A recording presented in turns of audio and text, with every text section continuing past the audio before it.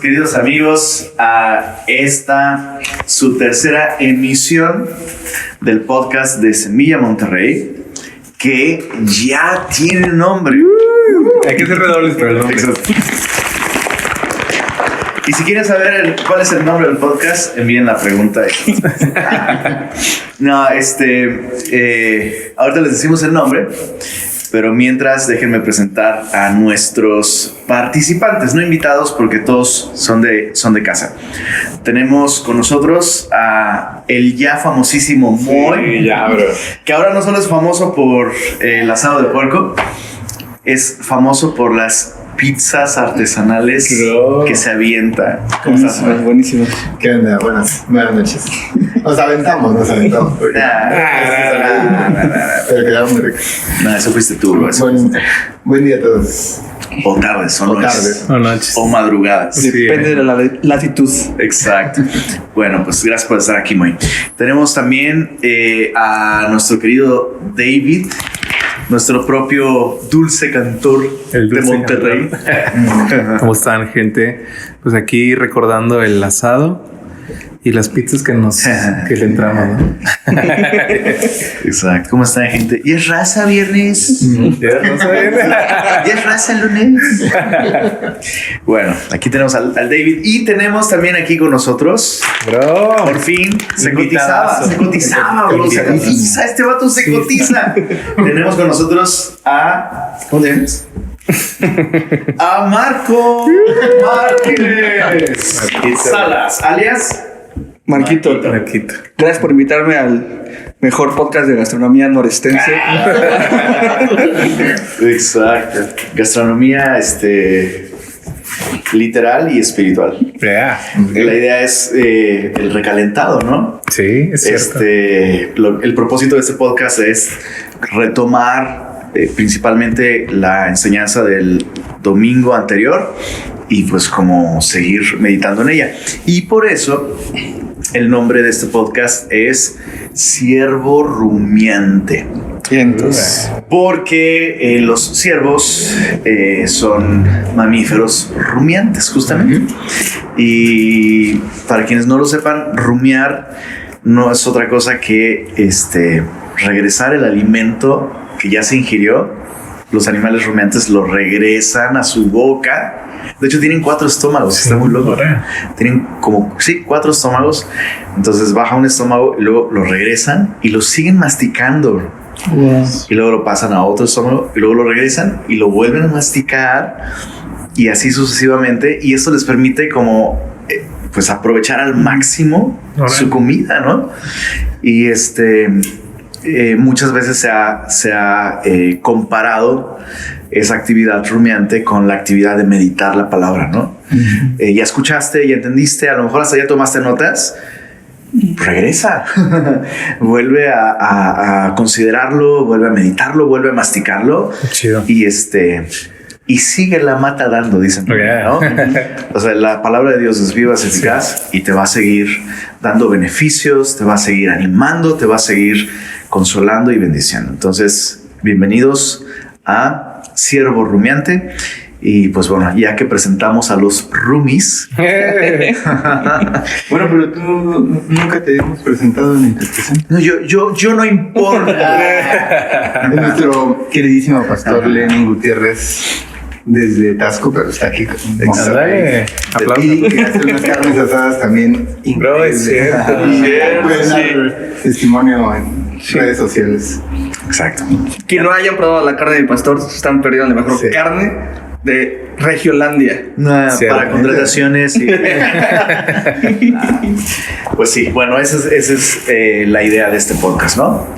Meditar en la última enseñanza. Y el día de ayer vimos Génesis capítulo 46, que llevaba como título Cuando respondes al llamado de Dios.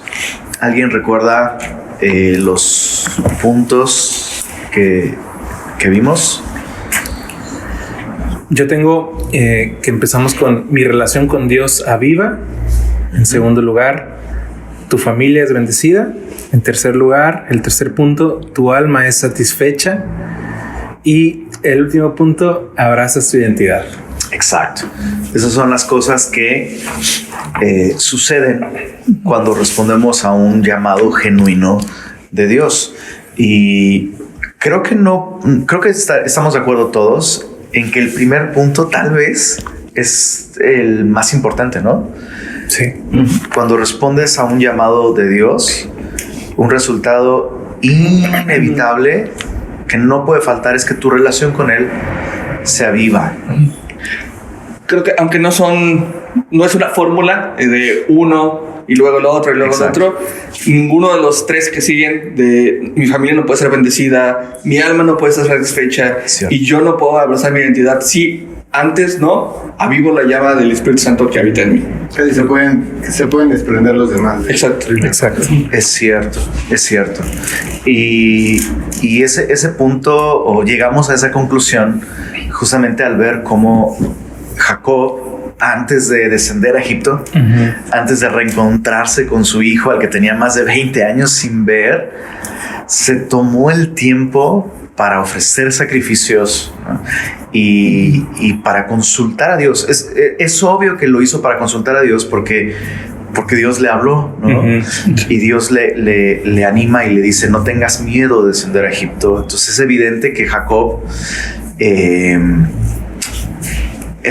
se tomó el tiempo para volver al Señor. Y llama mucho la atención porque, de hecho, sigo sin verificarlo, pero me parece que es la primera vez, de hecho, que se le menciona a Jacob construyendo un altar y ofreciendo sacrificios, ¿no?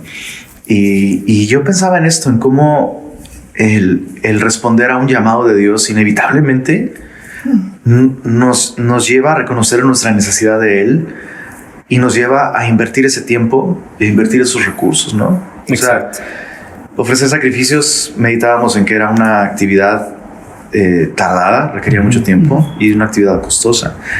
Y pues nuestra relación con el Señor requiere de esas dos cosas también, ¿no? ¿Qué piensan? Sí, a mí me voló la cabeza cuando dijiste este brother le dijeron de su hijo que está allá, entonces, oye, córrele, ¿no? O sea, ¿qué esperas, bro? Es obvio, es bendición del Señor, dale, córrele.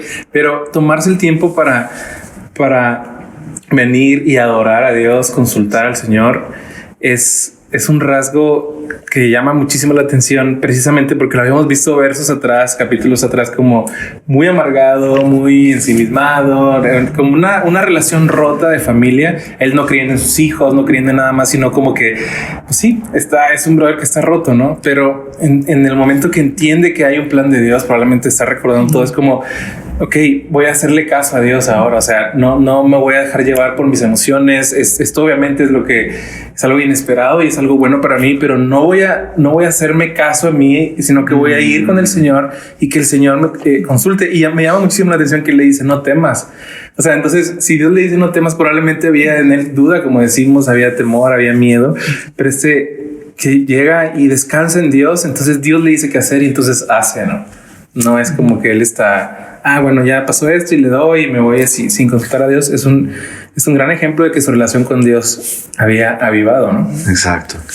Ahora, algo que a mí me encanta es esta verdad, esa realidad de que si buscamos a Dios, le encontraremos, ¿no? O sea, la Biblia nos hace numerosas invitaciones a buscar y hallaremos, pedir, se nos dará. Santiago dice, ¿no? Pecadores, acercaos a Dios y Él se acercará a vosotros. Sí. Y creo que no existe otra motivación más poderosa para avivar nuestra relación con Dios que saber que Él va a estar allí. O sea, si alguno tiene falta de sabiduría, pídele a Dios, Dios se la dará, ¿no? Exacto. Y cómo, volviendo al mismo punto, ¿no? De nuestro tiempo diario con Dios, ¿no? O sea, hay que decir algo y hay que aclarar algo. Es costoso. O sea, yo creo que ninguno de nosotros tiene la relación con Dios que quisiera tener en ese sentido, ¿no? Del tiempo y de la calidad de nuestra atención a Él y a su palabra. Pero debemos empezar por algún punto, ¿no? Exacto. Y lo padre es que este hombre de 130 años, por primera vez, dice, a ver, vi a mi papá hacerlo muchas veces y lo voy a hacer ahora yo, ¿no?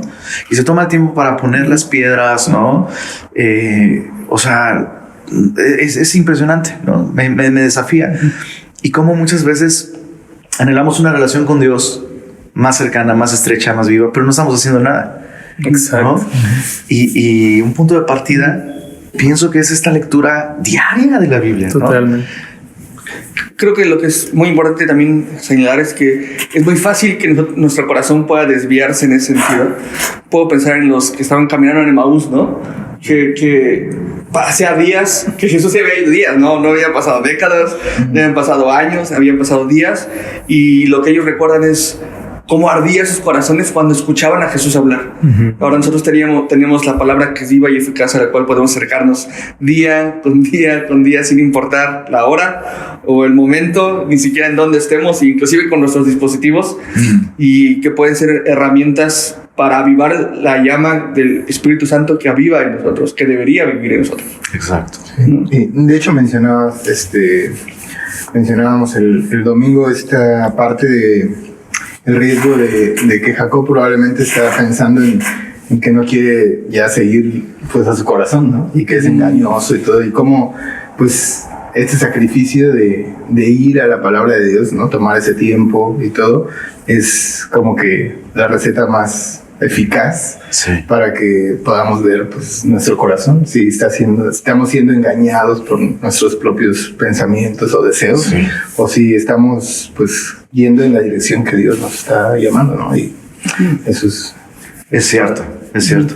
Leíamos Jeremías, ¿no? Jeremías 17, exactamente. Engañoso es el corazón más que todas las cosas y perverso, ¿quién lo conocerá? Yo, Jehová, que escudriño la mente, que pruebo el corazón. Entonces, qué bonita perspectiva de venir a la Biblia, ¿no? No vengo a la Biblia para escudriñarla solamente, sino principalmente para que la Biblia me escudriñe a mí, ¿no? Y entonces eso, animarnos, sí, a ser constantes, ¿no? De pronto llevar un registro de nuestras lecturas, ¿no? Importante. Muy importante, ¿no? Porque uno puede engañarse a sí mismo, ¿no? No, estoy muy bien con Dios. Bueno, eso va a ser proporcional al tiempo que invierto con Él, ¿no? A la constancia con la que le busco. Y luego empiezas a llevar un registro, ¿no? Y en el que pones fecha, lo que leíste, y te das cuenta, ¿no? Oye, de esta semana leí 2 días, ¿no? Leí 3 días, creo que necesito esforzarme, ¿no? Es como esta parada obligada todos los días, ¿no? Bueno, creo que hay mucho más que podríamos decir. Para hacer esto un poquito más concreto, ¿por qué no comparte cada uno de estos otros 3 puntos cuál le impactó más y por qué? ¿Puedo empezar? Pues ahorita que estamos, gracias a Dios, esperando a Irene, esta parte es algo que el Señor ya había estado tratando conmigo. El hecho de Irene, mi bebita Irene, lo que más necesita es un papá que ame al Señor. Porque entonces yo amo al Señor, entonces mi familia va a ser bendecida y esto va a ser una realidad en nuestro hogar, ¿no? Si bien van a necesitar pañales y van a necesitar un cambiador y van a necesitar todas esas cosas que son lógicas, podemos hacer cosas como para tal vez sacarle la vuelta a esas necesidades que a lo mejor no son tan primordiales, pero que son necesarias. Pero no hay forma de sacarle la vuelta a mi necesidad y a la necesidad que yo voy a tener de educarle, de guiarle, de animarle, de confrontarle, reconfortarle, tanto a ella como a mi esposa. Entonces, lo que más mi familia necesita es un sacerdote, un pastor que esté aferrado al Señor para que entonces pueda guiarles conforme a esto, ¿no? Y acercarles al Señor. Exacto. Sí, este punto, ¿no? De cuando respondes un llamado a Dios, tu familia es bendecida. Sí. A mí me sorprendía muchísimo eso, o sea, ver por primera vez a todos los hijos de Jacob, pues no, o sea, no, sí siguiéndolo a él, pero siguiéndolo por razón del propósito de Dios, ¿no? Siguiéndolo al plan de Dios, al lugar donde Dios los quería. Y a mí me dio mucha esperanza, porque si a alguien era muy poco probable que siguieran sería Jacob, ¿no? Después de Israel, todos los errores. Exacto. Sí, porque precisamente como que lo vemos capítulos anteriores, él en conflicto con todo el mundo y que nadie le hace caso y él diciendo que no cree, que no sé qué. Y precisamente a partir de este capítulo se lee a un Jacob muy sabio, ¿no? O sea, un Israel cuando llega y se ve que son palabras de una persona que está cerca de Dios. O sea, ya no está él diciendo otra cosa. Entonces, qué padre ver que pues, la familia obviamente entiende esto, entiende el propósito de Dios y van con él y órale, pues, o sea, dinos, ¿no? Vámonos, obviamente como patriarca. Y qué bonito ver este cambio a raíz de que su relación con Dios avivó, ¿no? Exacto. Creo que es fácil seguir a un hombre así, ¿no? Sí. Que tú ves que está aferrado al Señor, que tú ves que debe ser fácil seguir a un papá que ves que está aferrado al Señor, a un esposo que ves que está aferrado al Señor, y qué difícil debe ser todo lo contrario, ¿no? Seguir a un señor que ves que está desviado por completamente, a tu papá que está desviado completamente. Claro. Eso es cierto. Sí. Sí, bueno, a mí también me llamó. Es tal vez porque, pues, por la crianza de los hijos y todo, y vi una manera muy práctica de verdaderamente bendecir a mi familia. O sea, muchas veces, pues, en lo personal veo la bendición hacia mi familia en otros puntos que también son importantes, pero que lo esencial, o sea, pueden tener todo lo demás, pero si no tienen, como decía Maquito, como decían ustedes, son a un padre que pues está nutriéndose de Dios, ¿no? Y todo, y recibiendo la dirección de Dios para guiar a su familia, pues en realidad pues se podrán tener comodidades o lo que sea, pero en realidad no va a haber una riqueza verdadera que venga de Dios, ¿no? O sea, esta bendición que no añade tristeza, ¿no? Y eso igual me dio mucha esperanza. Y también la otra parte de vivir en el rebaño que mencionabas, ¿no? De la iglesia y todo. Recordé muchísimo cuando mi primer discipulado en Semilla en Nuevos Creyentes. Ya se ven inventados los discipulados. Lo tomé con Moisés. En la primera edición de Navegantes. No, se me quedó súper grabado porque el hermanito que me estaba discipulando, una de las cosas que decía es, cuando yo llego a un lugar, por ejemplo, un trabajo y esto, yo trato de identificarme como cristiano. O sea, y es justo lo que decías, como ese olor a oveja, ¿no? Sí. Porque decía, o sea, lejos de que eso me perjudique, aunque sí, tal vez me rechacen un poco, tal vez, o sea, ya me tienen en la mira, pero eso me protege, porque ellos ya no me invitan a sus fiestas donde hay alcohol, donde hay cosas así, ya, o sea, me buscan, y cuando me buscan, pues me buscan con un sentido en el que a lo mejor necesitan saber qué dice la Biblia en algún lado o algo así, o necesitan oración o algo así. Entonces, de hecho, puedo funcionar mejor y el Señor me protege a través de identificarme con la iglesia, ¿no? Con ser cristiano. Y me recordó mucho y fue muy padre verlo también en este capítulo. Eso sí, eso es muy cierto. Entre más pronto te identificas como un hombre del rebaño de Jesús, eso te preserva, te guarda, te protege, ¿no? Desechan tu nombre como malo, ¿no? Jesús dijo, por causa mía los van a desechar su nombre como malo. Y bueno, en este caso José le aconsejó a sus hermanos no encubrir esa identidad suya. Y la razón que da es esa, ¿no? Porque para ellos es abominación. Entonces eso va a impedir que seas asimilado. Ese es el tema. Por su cultura, por su religión, ¿no? Y sí, te identificas como cristiano y dices, este es un aguafiestas, no, ni le invites, ni le digas, ¿no? Sí. También es ponerte un target sobre ti mismo. Pues como dijiste, la banderita, ¿no? Exacto. Todos también, pues sí, la manera en que vives, ¿no? Y eso también creo que pone cierta responsabilidad también a, pues, hacer lo que Dios nos ha llamado, ¿no? O sea, sabes que estás en la mira y, por supuesto, y no es como hacerlo por eso, pero pues es otra razón más también para estar enfocada en, pues no vengo aquí solamente a trabajar en lo que sea que trabajo, sino que tengo una misión en este lugar y toma otro sentido trabajo. Totalmente. Wow. Qué padre ver tu vida laboral con esa perspectiva. Totalmente. Está increíble. Bueno, ese fue el último punto. Y a mí precisamente me llamó la atención el otro punto, el de, o sea, todos obviamente, ¿no? Pero el de listo para ir a casa, o sea, cuando tu alma está satisfecha, porque otra vez me llamó mucho la atención que eso lo vimos la semana pasada y el Señor nos está hablando mucho sobre no tener nuestro enfoque en las cosas de aquí, ¿no? Y qué miedo, porque alguien sabe, ya nos está hablando mucho de, no pasa nada, si alguien se muere, o sea, no. Digo, no me iré a morir. No me iré a morir. Pues algún día, güey. Sí. Y fíjate que lo pensaba porque también creo que a veces polarizamos las cosas, ¿no? Y es como que, ok, sí. Eso significa que si alguien se muere o ser muy estoico y como no, pues obviamente yo venía haciendo un ejercicio y decía, híjole, o sea, si un día algo le pasa a mi esposita, a mis papás, a ustedes, pues obviamente vas a llorar y vas a llorar como nunca, ¿no? Pero el tema de entender que realmente, o sea, una cosa es el llanto de que vas a extrañar a la persona, de que no sé, la impresión de que ya no la vas a ver. Pero por otro lado, la paz que sobrepasa el entendimiento de saber a dónde vamos, que hay una esperanza, que este era el camino nada más y que ahora estamos a donde queríamos llegar.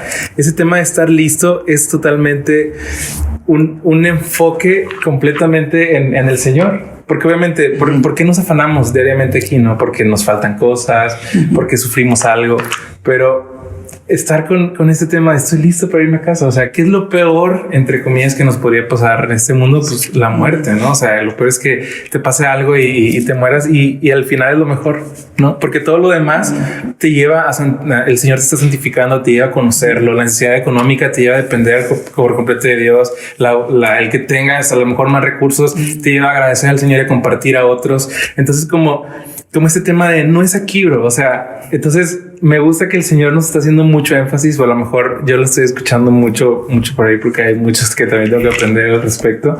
Pero esta pregunta de ¿estoy listo para ya irme a casa? O sea, ¿estoy completo en Él? Y nos lleva a la pregunta, o sea, ¿qué pasaría si el Señor te dice, oye, ya mañana nos vamos, ¿no? O sea, ¿qué pensaríamos? Y de esto hay muchas cosas, o sea, por ejemplo, veíamos en el Salmo 49 que nada material puede redimir a alguien y cómo nos vemos muchas veces como creyentes envueltos en este juego debajo del sol de decir, no, ya tengo a mis hijos, están listos porque tienen A, B, C, D, F, G y ya casi creo que aseguré su subsistencia económica de aquí a la 4ª generación y entonces ya me puedo ir en paz. No, bro, o sea, eso no es. Y esto está muy conectado con el otro punto de tu familia es bendecida. Si crees que esa es la bendición que le vas a dejar a tu familia, pues estamos con una mirada completamente chueca porque esto cambia de un momento a otro. Y si tú estás inventado y enfocado solo en eso, el día que eso pase te pierdes por completo, ¿no? Wow, totalmente. Yo quisiera enfatizar eso que dijiste, ¿no? De claro que va a haber lágrimas, ¿no? Si perdemos algún ser querido y perdemos es una palabra que me gustaría cambiar por otra, porque o sea, pierdes algo cuando no sabes dónde está. Cierto. Pero en nuestro caso, ¿no? Nuestros familiares, nuestros amigos cristianos, sabemos dónde están. Entonces, el tener esperanza o el estar satisfechos en Cristo no significa no ser capaces de extrañar a aquellos que han partido, ¿no? Pero sí significa, como decías, ¿no? El tener la satisfacción de saber que los vamos a volver a ver, ¿no? Pablo decía en 1 Tesalonicenses 4, verso 13, tampoco queremos, hermanos, que ignoren. Y es interesante porque pareciera que esto es como un área de ignorancia. Pareciera que tendemos a ignorar esto como cristianos. Se lo está diciendo cristianos. No queremos que ignoren acerca de los que duermen, para que no se entristezcan como los otros que no tienen esperanza. No dice para que no se entristezcan. Hay tristeza. Por ejemplo, yo sé que cuando yo parta van a estar súper tristes todos, bro. Lo sé. Pero Pablo dice para que no se entristezcan como los otros que no tienen esperanza, ¿no? Entonces es distinta la tristeza del creyente. La tristeza del creyente, pienso yo que al final, más que estoy triste porque se fue, estoy triste porque nos quedamos, ¿sabes? O sea, ya vámonos. Nos espera una eternidad al lado del Señor. Y no manches, o sea, Pablo vivía con esa esperanza y con ese anhelo, ¿no? Sí. Era real. Real. Y a veces nosotros siento que hablamos del cielo como si fuera un eufemismo, ¿no? Sí. Como una palabra para suavizar que la persona dolor. se murió. Exacto. Ya. Y no, el cielo es real, ¿no? Y Jesús es real. Y si estamos ausentes en el cuerpo, presentes al Señor, no manches. Pero sí vamos a extrañar tus carnitas. Los cochos asados. No, sí, totalmente. Vamos a enseñar tus carnitas. Y tus carnes asadas también. Pues sí.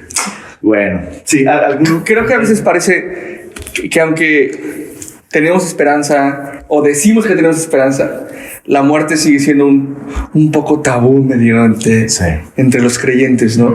Ay, o sea, sabemos que vamos a morir algún día, pero que no se vaya mi abuelita porque la quiero mucho y que, ay, no, o sea, como mucho el aferrarnos. Creo que eso lo único que manifiesta es el cómo nos aferramos a este mundo, de alguna manera. sí. Y eso, como veíamos, a la luz de lo que estudiamos el domingo, es un síntoma de que nuestra relación con Dios no está viva, ¿no? Sí. No está. Porque pues sí, te enfrías, te empiezas a quedar aquí, empieza entonces a parecerte más estresante el trabajo, empiezas a, oye, es que tal proyecto no se cerró, tal cliente, o ya, entonces te empiezas a enfocar. ¿Por qué? Porque tu relación con Dios no ha avivado, ¿no? Cuando estás viniendo a la palabra diariamente, pues la paz del Señor te acompaña. O sea, lo vemos a la luz de lo que platicábamos de Jacob. O sea, este brother realmente viene al Señor, escucha la voz de Dios, le dice, ve porque yo voy contigo.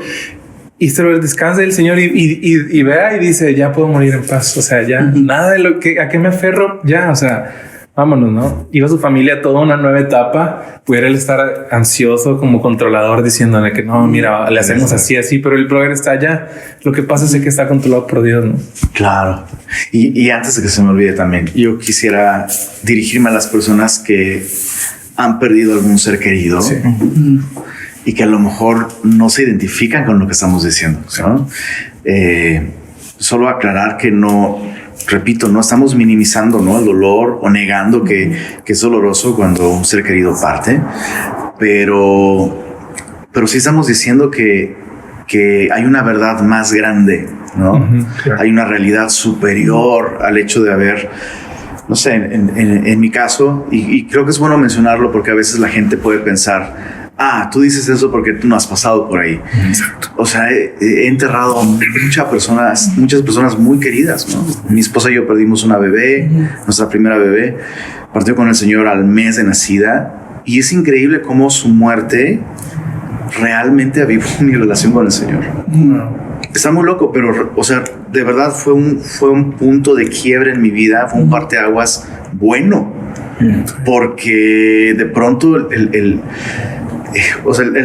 recordar a mi hija inevitablemente implicaba recordar dónde estaba y que yo voy para allá, ¿no? Y así como a nuestra primera bebé hemos enterrado muchos amigos muy queridos. Personas de aquí de Semilla Monterrey probablemente recuerdan, la mayoría seguramente conocieron a Brendita. Fue algo que nos dolió muchísimo, ¿no? El pastor César Cárdenas de Semilla en México hace un par de años, y bueno, podría seguir hablando de casos así. Entonces no estamos hablando esto desde la teoría, ¿no? Sí, claro. El consuelo de Jesús es real. Y si tú estás oyendo esto y has perdido algún ser querido y no encuentras esta paz, lo que te hace falta es Jesús. Poner tu confianza en Él. Y simplemente queremos decirte que puedes poner tu confianza en Jesús el día de hoy. Y puedes venir a Él y puedes recibir vida eterna y perdón de pecados, y con todo esto la seguridad de estar con el Señor para siempre y de reencontrarte, ¿no? Reencontrarte con aquellas personas que han creído en el Señor y que han partido ya. Exacto. Pues bueno, seguimos platicando ahora con un par de preguntas que enviaron. Muy bien. Por fin enviaron preguntas. Qué bueno. Respecto al asado. Exacto. La primera pregunta que envió Emma.2650 es: ¿qué es la luz que se hizo antes de las estrellas en Génesis? Órale. Pues la Biblia habla de que Jesús, ¿no? Jesús es la luz. Exacto, Dios es luz y no hay ninguna tinieblas en él. Y es que en los primeros capítulos de Génesis se habla de la creación y lo primero que se crea es la luz, pero el sol y las estrellas se crean hasta después. Entonces, por eso la pregunta, ¿no? ¿De dónde vino esa luz? Y lo que creemos es que la luz, esa luz física de la que se menciona en Génesis, es una manifestación de la naturaleza de Dios, ¿no? Es una manifestación visible de la naturaleza de Dios, que es luz. Es su gloria, su esplendor. Su gloria, exactamente. Gracias, Marco. Qué falta nos hacías. Sí, ¿verdad? Pues sí, ¿no? Creo que está. La siguiente pregunta,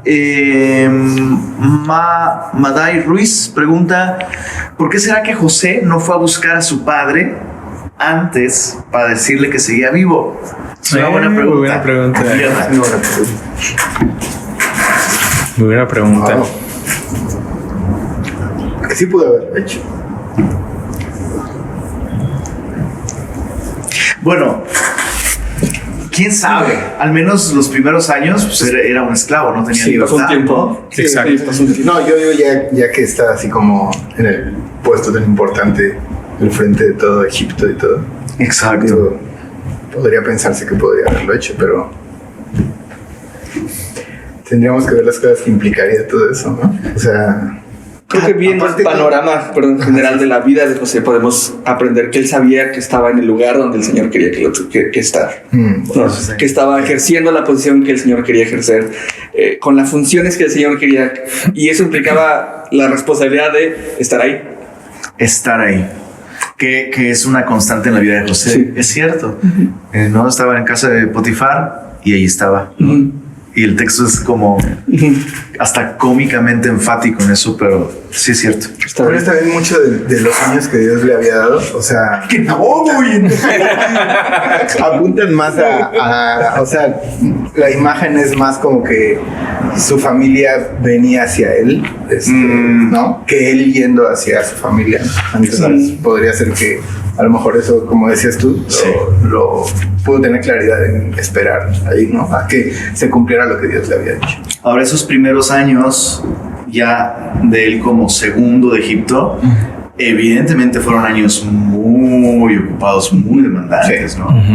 Y conociendo, como dice Marquito, conociendo a José, pues ese vato estaba Cambiando. jalando y se lo ponían, lo hacía diligentemente, ¿no? Exacto. No, y pensando también humanamente, yo no dudo que José pensaba en su familia, ¿no? O sea, porque obviamente es algo que está presente en él. O sea, no es como que ve a sus hermanos, sí es cierto, me vendieron y yo tenía un papá. O sea, es algo que está en él, pero también vemos a la luz de la palabra que ese era el plan de Dios, ¿no? O sea, el plan de Dios se cumple, como uno diría, porque tuvo que venir Jesús y físicamente como morir en la cruz. O sea, Dios siendo Dios pudo haber hecho lo que sea, ¿no? Pero al final todo esto apunta a Cristo y es muy interesante ver el carácter de Cristo en José como un tipo de Cristo, ¿no? Entonces era necesario que fuera así y estoy seguro, como decimos, que José estaba a merced de lo que Dios le decía. Exacto.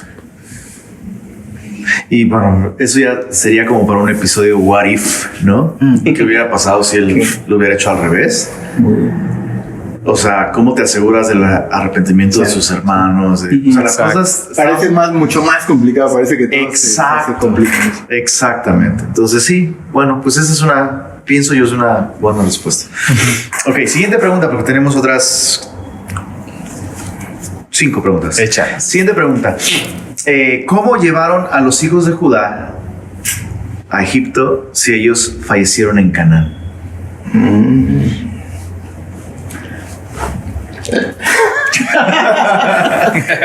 No lo están viendo, pero Estamos todos asintiendo. Y aparte como que iba a contestar y me extendió la mano. Bueno, recordemos que en la nación de Israel había esta responsabilidad moral, ¿no? que más tarde sería regulada como la ley del levirato. Cuando una persona moría sin dejar descendencia, su hermano tenía la responsabilidad de levantar descendencia para que el nombre de su hermano no pereciera, ¿no? Entonces, de hecho, Judá es lo que hizo cuando murieron sus hijos. De hecho, murieron. El primero murió porque fue perverso delante de Jehová. Exacto. El segundo fue dado en matrimonio con la viuda, justamente para levantar descendencia, y murió. Y con el tercero, Judá dijo: Nel, ya esta señora me los está matando.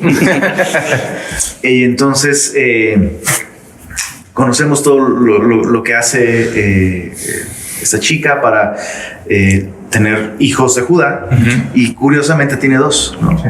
Entonces, una posible respuesta sería que por medio de la ley del levirato, estos 2 hijos de Judá vienen a ser, pues eso, descendencia de los 2 hijos de Judá que fallecieron. ¿Se entiende? Sí. Eso. Bien. Siguiente pregunta. Vamos a tomar estas 2 como una. Saludos. Pregunta, retomando el tema pasado, ¿ustedes hasta dónde estarían dispuestos a perdonar?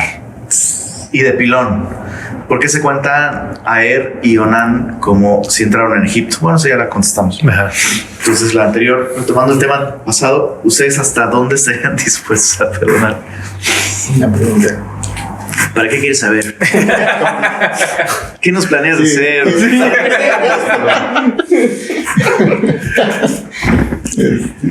Pues es difícil porque, o sea, sabemos que obviamente, bíblicamente sabemos que el perdón, como se nos fue dado, debemos de perdonar. Claro.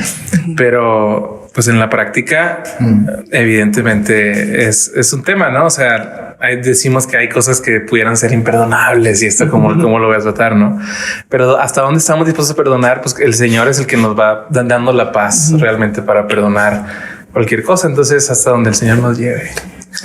Creo que ¿No? yo en algún momento llegué a pensar de mí de una manera terriblemente equivocada, pensando que yo era una persona como que se me hacía fácil perdonar, ¿no?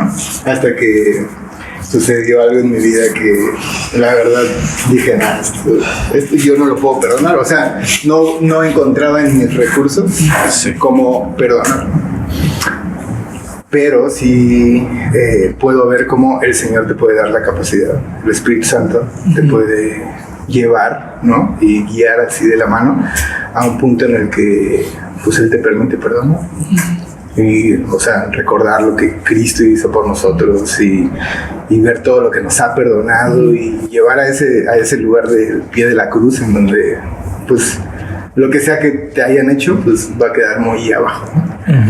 Pero sí creo que necesitamos ayuda para perdonar, ayuda de Dios, para perdonar de una manera, pues como Dios perdona. Exactamente. Ahora, creo que estoy completamente de acuerdo con lo que dijeron. Pero creo que sí es importante hacer una distinción entre estar dispuestos a perdonar y tener la capacidad de perdonar, ¿no? Creo que sí es necesario estar dispuestos a perdonar en los términos bíblicos que Jesús nos manda, ¿no? O sea, la Biblia nos llama, pues es eso, es un mandato, ¿no? Perdonar unos a otros vuestras ofensas. Un acto de obediencia. Un acto de obediencia, es una decisión, ¿no? A veces se piensa del perdón como un sentimiento, como un dejar ir. Exacto. Y es una decisión que debemos hacer en obediencia al Señor para glorificarle. Creo que todo cristiano sano espiritualmente está dispuesto a perdonar, ¿no? Eso no significa que dar el paso sea fácil, ¿no? Sí, claro. Y creo que este tipo de cosas uno no puede estar seguro de hacerlo fácilmente, y creo que uno depende de la gracia de Dios para el momento, ¿no? Sí. Yo me identifico mucho con lo que dijiste, Moy. Creo que a mí me han pasado muchas veces cosas que yo creí que estaría dispuesto a perdonar y al final es difícil y me costó, y el Señor ha sido bueno y fiel y todo. Pero por otro lado también he conocido casos de personas que se encuentran del otro lado que pensaban, yo eso jamás lo perdonaría, y sucede algo, justamente eso, y se sorprenden de que pudieron hacerlo, ¿no? Entonces, al final, nuestra confianza no debe estar en nuestra disposición para perdonar, sino en la fidelidad de Cristo para ayudarnos a hacerlo. Y en aquel que ya nos perdonó. Y en aquel que ya nos perdonó. Bro, te digo, ya no te cotizo. No sé si puedo perdonarte que te cotizaste tanto. Bueno. Y la otra pregunta aquí, bueno, hay dos, de Algolo 2000. Mandé una pregunta al correo porque aquí no me cupo, dice. No sé si la podemos ver. Es Alex, ¿no?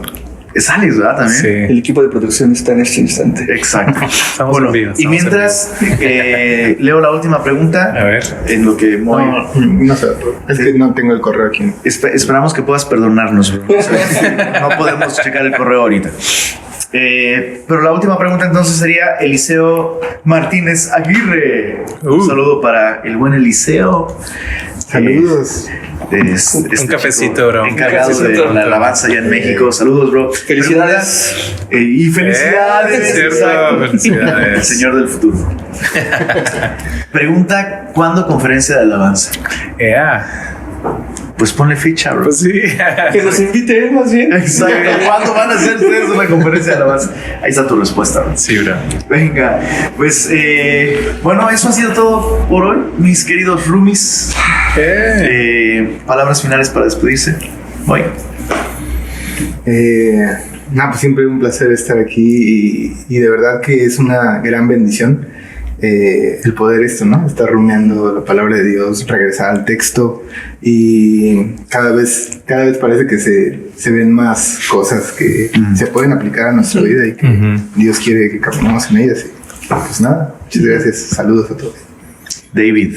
Pues gracias por escucharnos, sigan mandando preguntas y sigamos buscando al Señor, leyendo su palabra diariamente para que, pues sí, podamos vivir de esta manera confiados en Él. Marquito. Que tenemos la oportunidad todavía de buscar al Señor y que mientras podamos, busquemos y tratemos de avivar esa flama que debería de haber en nosotros, porque como estamos de la misma forma en la que Jacob, Israel, pues nosotros tampoco estamos en casa todavía y es la esperanza que tenemos de algún día estar en casa con Jesús. Bro, ya no te cotizo, bro. Exacto. Bien, chicos, pues gracias por escucharnos. Compartan este podcast y mándennos sus preguntas, las próximas enseñanzas, y que tengan una semana muy bendecida y que cada uno de ustedes pueda responder al llamado de Dios en donde está. Bendiciones. Bye.